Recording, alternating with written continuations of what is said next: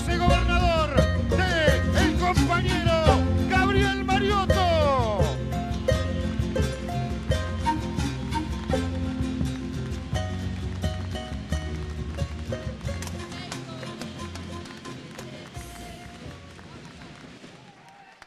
¡Feliz cumpleaños, peronismo! 69 años.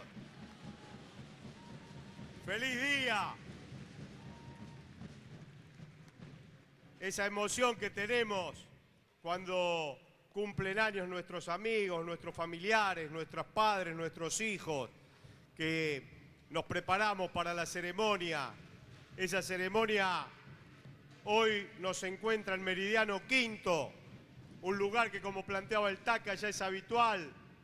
Vinimos en fin de año y estaba el piso, hoy está el techo, están las actividades, está el pueblo organizado en la institución, como nos enseñó ese tumulto del 17 de octubre. El TACA hizo una referencia histórica muy precisa y muy profunda. Antes habíamos visto el video, esas palabras en la obra de otro grande, de Leonardo Fabio, esas imágenes con esa voz que tenía el texto de Scalabrini, cuando describe, al momento mismo de producirse, Scalabrini Ortiz describe ese 17 de octubre. Como era geólogo, plantea el concepto del subsuelo sublevado, el subsuelo emergiendo. Así incluso lo interpreta la prensa el 18 de octubre, cuando nos pone en la tapa el aluvión zoológico, lo que era un subsuelo de la patria sublevado para el pueblo espontáneamente en ese cruce del riachuelo, en esa salida de Berisso, de Ensenada, de La Plata, para juntarse con todos los hermanos en el Gran Buenos Aires y llegar a buscar, a rescatar al general Perón. Para los gorilas de siempre, gorilas incluso pre-peronismo, era el aluvión zoológico. Los Grasas habían llegado a la plaza. Los Grasas eran los trabajadores que tenían el overol lleno de grasa. Y en la fábrica no había un baño, no había una ducha y mucho menos había agua caliente. Y estaban con ese overol y tantas veces sin poder ducharse 4 o 5 días. Con ese mismo espíritu y sin dormir salieron de 60, 70 kilómetros de la Plaza de Mayo a ir a buscar, a rescatar al general Perón. Ahí estaba nuestra amiga y compañera que el otro día nos ilustró con sus tangos, la mamá de Dora Roldán. Ahí estaban en Berisso trabajando en los frigoríficos. ¡Qué épica! ¡Qué cumpleaños tenemos! Imposible que, naciendo de ese tumulto y de esa épica, no tengamos nosotros la certeza del rumbo, de la dirección del proyecto que se dio cita ese 17 de octubre. El 16 de octubre no había peronismo. El 16 de octubre, un día antes de esa irrupción, no había organización. Sin embargo, los pueblos tienen esa oportunidad, esa sintonía, tienen la oportunidad de encontrarse y de entrar en la historia sin pedir permiso. Por eso el peronismo, desde su gestación, desde su nacimiento, es realmente una espontaneidad, o tiene una espontaneidad, que es un valor a esta altura. Todos hoy se preocupan por las candidaturas. La oposición, los medios de comunicación, vienen preguntando por las candidaturas del 2015, cuando todavía no se habían realizado las generales del 2013. Habíamos terminado las PASO para diputados en nuestra provincia y ya se estaban preguntando por los candidatos del 15. No han aprendido en 69 años que nosotros sacamos candidatos de la galera un minuto antes del cierre de las listas, porque para eso estamos formados y preparados en la construcción colectiva. El proyecto por sobre el individuo. Eso nos enseñó el pueblo el 17 de octubre y lo enseñó Perón. La lealtad que se celebra hoy no es una lealtad boba, en donde un pueblo aplaude lo que un conductor dice, sino que esa lealtad está sustentada en la responsabilidad del conductor en dar respuestas a lo que el pueblo quiere. Es de ida y vuelta la lealtad del peronismo.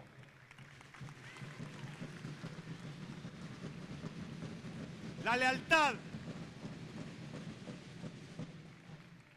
lealtad es esa responsabilidad que tiene el pueblo de generar la condición objetiva y que tiene el líder de interpretarla y volcarla en gestión. Esa es la lealtad del pueblo con Perón y con Evita, y la lealtad del pueblo con Néstor y con Cristina. Es la misma esencia, la misma filosofía.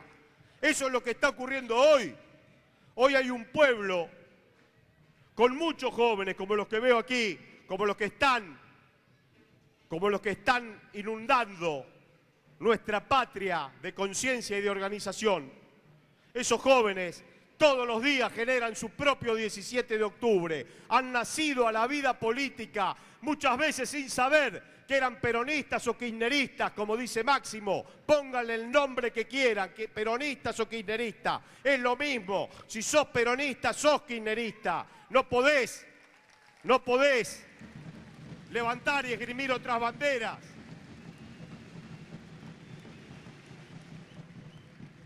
Esa es la fuerza que tiene el proyecto. El anclaje en la historia nos da la oportunidad de seguir transformando en ese callejón de cultura popular en donde está enmarcado nuestro continente filosófico, donde está enmarcada nuestra acción de gobierno, donde permanentemente aparecen conceptos para poder cumplir con esa vieja utopía del general, felicidad del pueblo, grandeza de la patria, en el marco de la integración continental. Miren ustedes, otra vez subrayados en la película de Fabio, el viejo sabio de la tercera posición, ya nos mostraba que teníamos que marchar inexorablemente a la unidad latinoamericana, a la unidad continental, porque si no, no había posibilidades ciertas de futuro. Qué viejo tan capaz, qué visionario, qué conductor, qué estratega, qué estadista. El hombre formado en los griegos, el hombre formado en la poesía, el hombre formado en la cultura popular de esos tangos que también tenían la oportunidad de hacerse consistentes a partir del aporte migratorio, de la mezcla, de la mezcolanza, de la melange cultural que nos ha dado esta ciudad puerto, junto con los hermanos de nuestra patria grande y nuestros hermanos criollos nacidos aquí en la Argentina, mezclados con los europeos, nos dio un dinamismo que le permitió a ese joven Scalabrini hablar del espíritu de la tierra. Fíjense ustedes, en el año 31 publica El hombre que está solo y espera, ese gran intelectual, el primer trazado sociológico de la Argentina, y planteaba que la multitud tiene un espíritu superior a la racionalidad individual.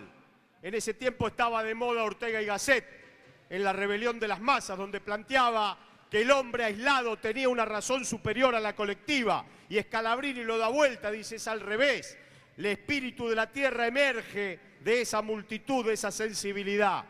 Y lo anuncia en el 31 y lo descubre ese 17 de octubre. Dice, acá está, multifacetado, corpóreo, lo que yo di en llamar ese espíritu de la tierra. Es el espíritu de la tierra que emerge cuando hay muchedumbre, cuando hay multitud, cuando estamos marchando en una procesión a Luján o cuando estamos caminando en un 24 de marzo en el Día de la Memoria o cuando vamos con alegría a festejar los 25 de mayo a la plaza, cuando estamos y nos sentimos que somos el otro.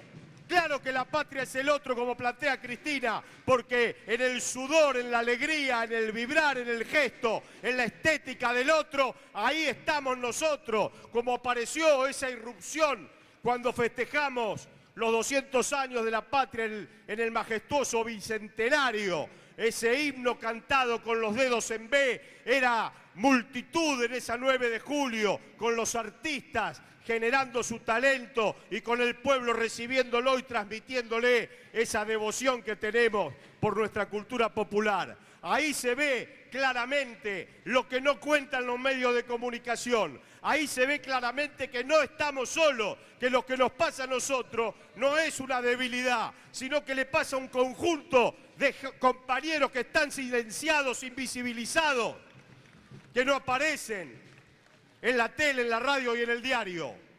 Y que entonces si nosotros no nos despertamos, si no salimos, si no nos encontramos en la mirada, si no nos campaneamos en los ojos del compañero, no nos damos cuenta que estamos vibrando en la misma sintonía, que estamos sintiendo lo mismo y que estamos abrazados a un proyecto que tiene historia, pero que por sobre todas las cosas tiene una dimensión de futuro que nos involucra a todos. Nos involucran los hermanos bolivianos, a los hermanos brasileros, los bolivianos que ya ganaron con Evo, los brasileros que van a ganar con Dilma en esa construcción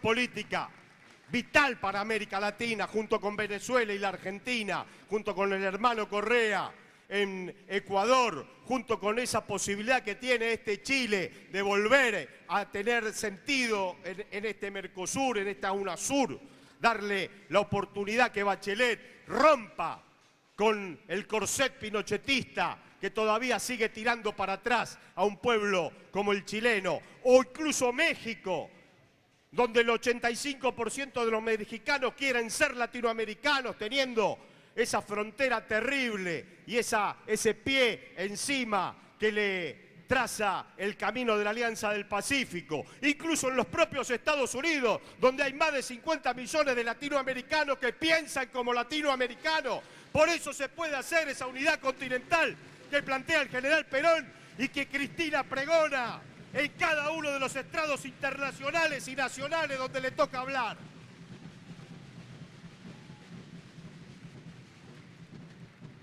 Este continente tiene una esperanza, muestra una esperanza. Hace tiempo que en esas 3 manos que veíamos en el video de Lula, de Néstor y de Chávez nos desenchufamos del Fondo Monetario Internacional. Por eso hoy la crisis la están pagando.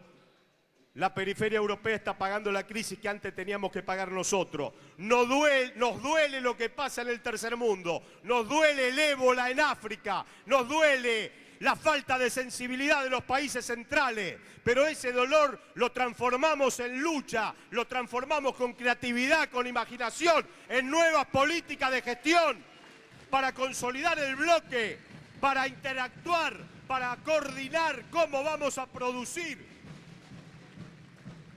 la verdadera integración en la económica. Tenemos que romper esas barreras que hacen que a veces los brasileños nos traten a nosotros como si fuéramos europeos y nos pongan límites a nuestras exportaciones, y nosotros le hacemos lo mismo a los uruguayos poniéndole límite a las exportaciones.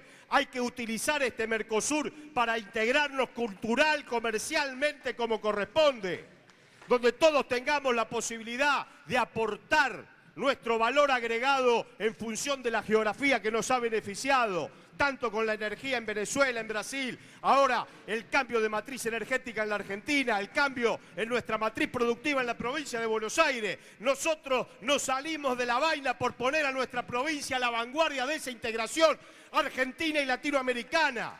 Nos salimos de la vaina para cambiar la matriz productiva, por eso estamos mirando, como decía el TAC, a los puertos. ¿Cómo no vamos a mirar el puerto? ¿Cómo no vamos a mirar el puerto después de 12 años de ponernos de pie, de empezar a reconstruir de la nada, de la basura, a empezar a reconstruir de la mugre, del desastre que era nuestra patria cuando la encontró Néstor? Una deuda que no dejaba ver la ventana de donde teníamos que pagar. Una deuda terrible, trágica. Generaciones y generaciones y generaciones con esa espada de Damocles en la cabeza. Y Néstor, como Perón, se carga encima la deuda que no generó y pone con una quita honrosa la oportunidad de desendeudar a la patria, asumiendo la responsabilidad de pagar con el crecimiento de nuestra industria, de nuestro esfuerzo, acumula reservas en el Banco Central, no vuelve a la bicicleta de la patria financiera y se saca de encima esa deuda que habían contraído los que hoy van a la tele a criticarnos. Lo mismo hizo Perón cuando se sacó de encima la deuda de Rivadavia y de la Baring Brothers. Los gobiernos peronistas pagan las deudas, no las contraen. Por eso, los que hablan en la tele son más los periodistas que hablan que los opositores. Los periodistas de la tele, del diario, de la radio, le hacen un gran favor a nuestros opositores, porque no son ellos los que tienen que decir qué país pretenden, sino que hay un sector mediático que se encarga de horadar toda construcción colectiva que encabeza Cristina, con tal de generarle la posibilidad a esa oposición que sin abrir la boca ni decir qué formato de país quiere, tenga la oportunidad de un cargo institucional a partir del 2015. Por eso nosotros cuando escuchamos un debate en la tele, cuando leemos en los diarios o escuchamos la radio, tenemos que siempre hablar arriba del que está argumentando y decir: esta deuda, este reclamo de los fondos buitres no lo hemos generado nosotros. Nosotros hemos asumido la responsabilidad de dejarle a quien asuma el gobierno en el 2015 un país previsible, muy distinto, en las antípodas al país que recibió Néstor Kirchner. Previsibilidad. Previsibilidad. Agarrar la herencia podrida de las dictaduras que es el neoliberalismo, encontrarse con ese neoliberalismo brutal del desempleo, de la falta de esperanza, de la falta de horizonte, y con esa materia hacer un país que construye, como veíamos en el video, hacer un país que vuelve a recuperar los puestos de trabajo, hacer un país con paritarias, con dignidad, hacer un país donde los trabajadores vuelven a tener esperanza, familia, con jubilación y con asignación universal. Los pisos de justicia social elevados, que falta mucho, y claro que falta mucho. Por eso nosotros miramos a los puertos, porque es ahí donde vamos a recuperar el capital que necesitamos para la inversión y poder volcar en acciones de gestión como la educación. Es tan importante recuperar los puertos. Fíjense ustedes, nuestra provincia tiene unidades productivas pequeñas. Cada región tiene los kilómetros o las hectáreas de acuerdo a lo que puede producir. No son lo mismo 250 hectáreas en Carmen de Patagones que 250 hectáreas en Pergamino. Pero cada unidad productiva pequeña genera riqueza, producto de la capacidad creativa de nuestro suelo. Pero esos campos que en la década del 90 y antes en la dictadura de Martínez Dios, tanto Martínez Dios como Cavallo, pudieron resolver la dicotomía de la Argentina agroexportadora con la Argentina industrial. Había dos Argentinas hasta ese entonces. Llegaron Martínez Dios y Cavallo y dejaron una sola Argentina, la de la patria financiera. Hicieron bolsa la del agro y la de la industria. Recupera Néstor la iniciativa, industrializa la ruralidad como concepto para avanzar en fuentes de trabajo genuina. Y claro, los propietarios de esas unidades productivas pequeñas tuvieron la oportunidad de alquilar sus campos. Se los alquilaron a las cerealeras, que entonces generaban los pools de siembra. Esto pasó en los últimos años. Entonces venía la cerealera, alquilaba el campo, se perdía la cultura del trabajo, el chacarero agarraba unos mangos, se iba al centro, se compraba la 4x4, tenía el departamento en Capital Federal y dejaba de cultivar lo que debía cultivar. Dejaba de cultivar el trigo, el maíz, el girasol, el sorgo, lo que nosotros necesitamos. Y el pool de siembra llenó todo de soja. Pero ese pool de siembra también tenía otra etapa. Después del alquiler, si alguien seguía con la cultura del trabajo y seguía sembrando, en vez de alquilarlo lo esperaba en la tranquera para agarrar ese producto, para agarrar ese trabajo y ese esfuerzo, esa producción, se la quedaba para sí, para después comercializarla, porque el chacarero no tenía la organización para poder vender ese producto. Entonces o alquilaba o se quedaba en la tranquera esperando que venga esa producción para después comercializarla. Y se quedaban entonces con la crema del negocio. Se quedan hoy con la crema del negocio. No queda ni en el esfuerzo del productor ni en el esfuerzo del trabajador. Y no contentos con eso, en la cadena de comercialización, al tener concesionados nuestros puertos, esas mismas cerealeras que alquilan y que comercializan, tienen el elevador de los granos para cargar en los barcos, que también son de ellos, y junto con ese barco se van los fletes y los seguros para quedar en el poder y en la economía de esas cerealeras, de esos pools de siembra. Entonces nosotros la vemos pasar. Cada consorcio recibe por $100 que se exportan o que se importan, $16. Cada consorcio recibe $16. Y nos quieren decir que es una empresa mixta el consorcio, donde el Estado y las cerealeras van juntos. Claro que van juntos. 99% de esos $16 para las cerealeras y para el consorcio y el 1% para el Estado. Ese es el negocio que todavía hemos heredado de los años 90 y que tenemos que romper hoy. Si tabulamos esos $16, si ponemos anualmente esos $16, hacemos 50.000 millones de pesos por año en manos del Estado. Por eso la ley supraconsorcio portuario, para tener el control estratégico de nuestro comercio exterior y que no nos condicionen con lo que vamos a sembrar, ni que se queden con el dinero de los trabajadores y de los productores de nuestra provincia. 50.000. Ni hablar de lo que después queda en el Producto Bruto Interno, producto de las ganancias que van a tener los trabajadores y de los productores.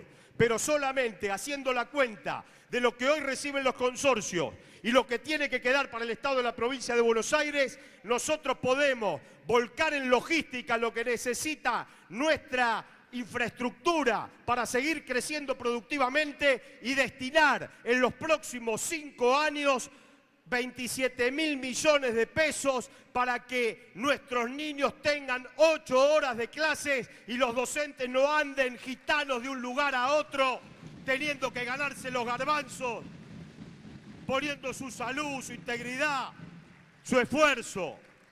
Docentes con un solo laburo y los pibes 8 horas estudiando estos planes de estudios, pero aparte toda la beta creativa que pueden tener en la expresión artística, más toda la formación en oficios, más lo que significa volcar al deporte y al idioma y tener a nuestros niños 8 horas en esas escuelas y largar ciudadanos que egresan con una formación que seguramente no los va a encontrar en la esquina de la cerveza, del paco, de la droga. Y por eso la verdadera política de seguridad es la de inclusión y de integración, como dice el Papa Francisco. No venimos a plantear una utopía de decir vamos a las 8 horas de clase sin decir de dónde vamos a sacar los recursos para poder sostener ese sueño, que más que un sueño va a ser una realidad si logramos llevar adelante políticas estructurales, como nos enseña Cristina, como nos enseñó Néstor y como nos enseñó Perón y Evita. Venimos de ese molde, venimos de esa matriz. No podemos tirar al voleo una política en un sentido, en una dirección, y otra en otro sentido, en el sentido opuesto. Todo lo contrario. Vamos a pensar la provincia de Buenos Aires en la metodología de escuchar a todos los sectores y de poder discutir para consensuar que la dirección correcta requiere del aporte de todos, pero que no nos vamos a detener un minuto frente a los poderosos a la hora de cuestionar, porque eso nos lo enseñó tanto Perón cuando le pegó una patada en el traste a Braden antes de ese 17 de octubre, como Néstor Kirchner cuando dijo que no iba a dejar las convicciones. Lo enseña Evita cuando deja la máquina de coser, o lo enseña Cristina cuando pone justicia social con la asignación y con las jubilaciones. Entonces, desde ese lugar es que vamos a aportar para pensar la provincia de Buenos Aires. Que lo tenemos que hacer nosotros, no sé es lo de menos, es lo que menos importa. Lo importante es que este espacio político gestiona a partir de ideas, propone ideas y lanza debates en la sociedad para que no le podamos esquivar el bulto a una agenda que nos incluya y que nos dé la oportunidad de tener el Producto Bruto Interno que la provincia de Buenos Aires le tiene que aportar a nuestra patria en el marco de ese concepto de integración latinoamericana. Basta de provincia de Buenos Aires que le pasen la gorra a la nación.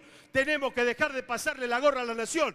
Tenemos que hacer todos los deberes. Mucho es lo que ha hecho Daniel Scioli, porque también encontró una provincia que estaba destrozada. Es mucho lo que se ha hecho. Los puertos que se han construido, las carreteras que se han construido, que se están construyendo. Es mucho lo que se hace en el marco del proyecto nacional. Pero yo no quiero descansar en una provincia que solamente acompaña. Quiero una provincia que esté a la vanguardia, que marque la dirección como la hermana mayor del resto de las provincias en el marco del proyecto que conduce nuestra presidenta. Lidera nuestra presidenta. Es más que conducirlo, lidera. Porque ella sale a la plaza o sale en una conferencia o sale en un anuncio y la devoción que hay en nuestros barrios por la figura de Cristina supera el odio que emanan después en los comentarios de la tele cuando ella termina el discurso. El amor siempre es superior a ese odio. Ese amor se construye a partir de nuestra sensibilidad. Sabemos el país que estaba antes y sabemos el país que está ahora. La oposición va solícita, todos, falta que firmen un acta, que van a derogar las leyes. Dicen que quieren derogar las leyes.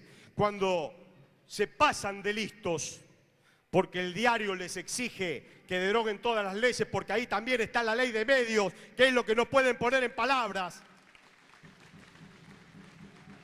El diario les marca, si ustedes caminan en la dirección opuesta, tendrán centímetros en el papel y tendrán set de televisión para construir la política. No hay actos de la oposición. No hay encuentros de la oposición, no hay militancia de la oposición, hay telespectadores de la oposición, hay televidentes de la oposición. Por eso ellos necesitan cumplir con el mandato del grupo monopólico. Entonces se pasan de listos. El grupo monopólico nunca hizo política. El grupo monopólico siempre ordenó. No tenían que formarse en política. Si los gobiernos hacían lo que ellos querían, amenazados por las 4 tapas, no estaba en sus planes que llegara un loco del sur y que dijera que iba a seguir de acuerdo a su filosofía a transformar la patria, y una presidenta como Cristina con ese temple, con ese cuero duro, con esa sensibilidad, pero con esa fortaleza de conductora y de líder. Entonces se pasan de listos los cráneos del grupo monopólico y le exigen a la oposición que digan todos, los de UNEN, los del PRO, los del Frente Renovador, que van a revisar las leyes que se generaron en estos 12 años. Y cuando nosotros le advertimos a la sociedad que si revisan las leyes que hemos construido en estos 12 años, podemos quedarnos sin jubilación, podemos quedarnos sin asignación, podemos quedarnos sin los beneficios de la justicia social que se han construido. Y entonces dice, jamás va a ocurrir eso, nosotros no vamos a tocar la asignación, nosotros no vamos a tocar la jubilación, pero tienen muchas ganas de quedarse con los fondos de las AFJP, que es otra de las leyes que quieren voltear. Entonces, sin los fondos que hemos recuperado, ¿cómo van a sostener las políticas sociales que dicen ahora, después del error, que van a considerar? Por eso es muy linda este momento, es muy lindo vivir esta etapa, es muy lindo encontrarle los tornillos flojos a los argumentos que tienen los grandes discursos opositores. Se apoyan en premisas falsas. Nuestra tarea de militante es encontrar esas premisas falsas y salir a predicar en toda la ciudad, en toda la provincia, en todo el país. Ahí está nuestra verdadera condición de militantes. Hoy más que nunca, nos horadan permanentemente, desgastan permanentemente, vienen incluso anticipando desgaste institucional desde el mismo momento que Néstor asumió.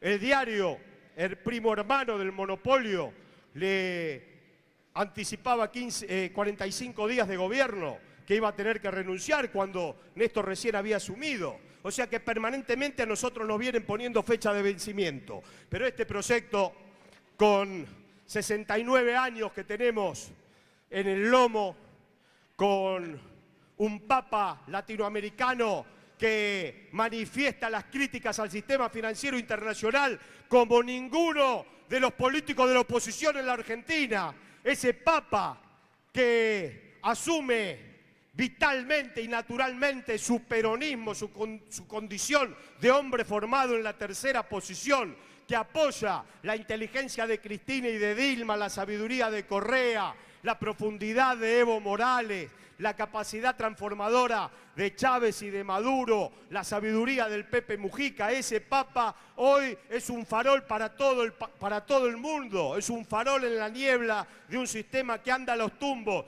y tiene el anclaje en esta América Latina que se está consolidando. Por eso, nada de continuidad con cambio, continuidad con profundización, porque tenemos un deber histórico, nacido hace 69 años, pero que tiene la juventud de los veteranos que peinan canas como don Miguel Ignominielo, que está ahí, de los pibes de 14, de 12, que militan y se pelean con los profesores gorilas en el colegio, en esa vitalidad de la juventud que nos da la transformación por el resto de la vida de nuestra patria. Este peronismo levantará las banderas de la revolución, porque el peronismo es revolucionario o no será, como bien lo planteaba nuestra compañera Evita, y como bien Néstor y Cristina en estos tiempos difíciles han podido esgrimir sin doblece, sin arrugar, sin bajar una sola de las banderas. Vamos, compañeros, más que nunca, que estos 69 años nos llenen de gloria, nos llenen de orgullo, que tengamos en la memoria de cada compañero que dejó su vida, en cada compañero que dejó, aún sin perder su vida, puso todo de sí para seguir construyendo este futuro. Tengamos el futuro que merece nuestra patria, el futuro que merece América Latina, porque el mundo está esperando de esa conformación, de esa consolidación de nuestro continente, para que todo el mundo entonces tenga la oportunidad de salvarse entre todos, porque si no, no se salva nadie. ¡Viva Perón, carajo! Evita, Cristina y Néstor. Vamos, Taca, a caminar todo La Plata y construir política, como vos lo sabés hacer junto a estos compañeros. Gracias.